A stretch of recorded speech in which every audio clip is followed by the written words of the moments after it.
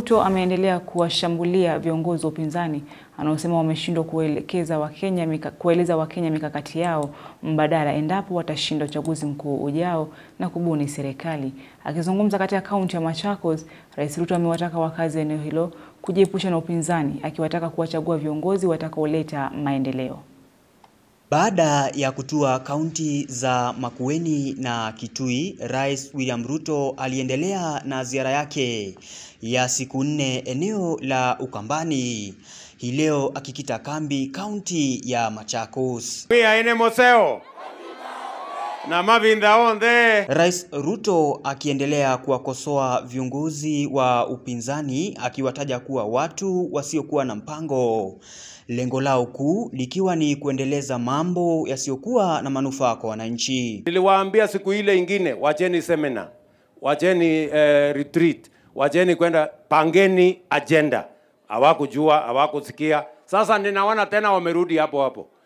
Wako kwa one term, sijui Kasongo, sijui Masigo, hawajui mpango ya barabara iko wapi. Ati kazi yao kubwa ni kupinga, ati wanapinga affordable housing. Amewarai wakazi Ukambani kuungana na serikali, akiwataka kuwachagua viongozi watakaoleta maendeleo eneo hilo, akiwahakikishia kuwa serikali yake itaendelea kuwatumikia wananchi kwa usawa. Wakati mnaenda kuchagua kiongozi, mnampima na sura ama na kazi? Mnampima na maneno ama na kazi? Mnampima na ukabila ama na kazi? Si kila mtu anapimwa na kazi yake. Kuna watu walikuwa wameanza siasa mbaya hapa nchini Kenya ya kujaribu kutenganisha Wakenya kwa minajili ya kikabila na minajili ya misingi mbalimbali.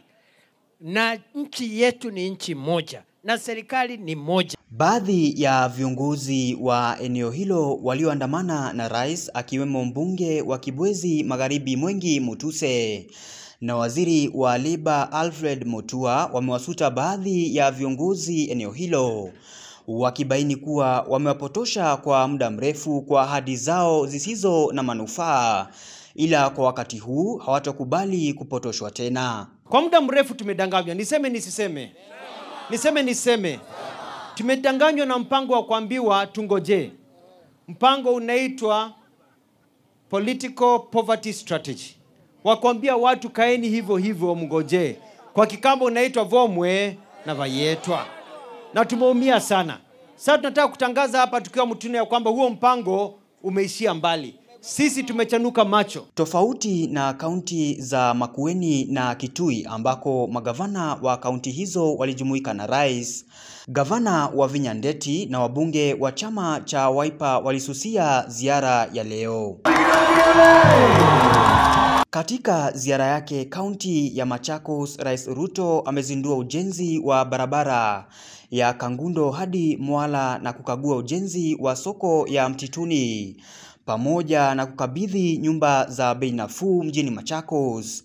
Rais Ruto akitarajiwa kukamilisha ziara yake Ukambani hapo kesho, baada ya kufanya mkutano utakaoleta pamoja viongozi mbalimbali wa eneo hilo, wakiwemo viongozi mashinani. Tamu ni ngapi? James Mwangi, Undugu TV.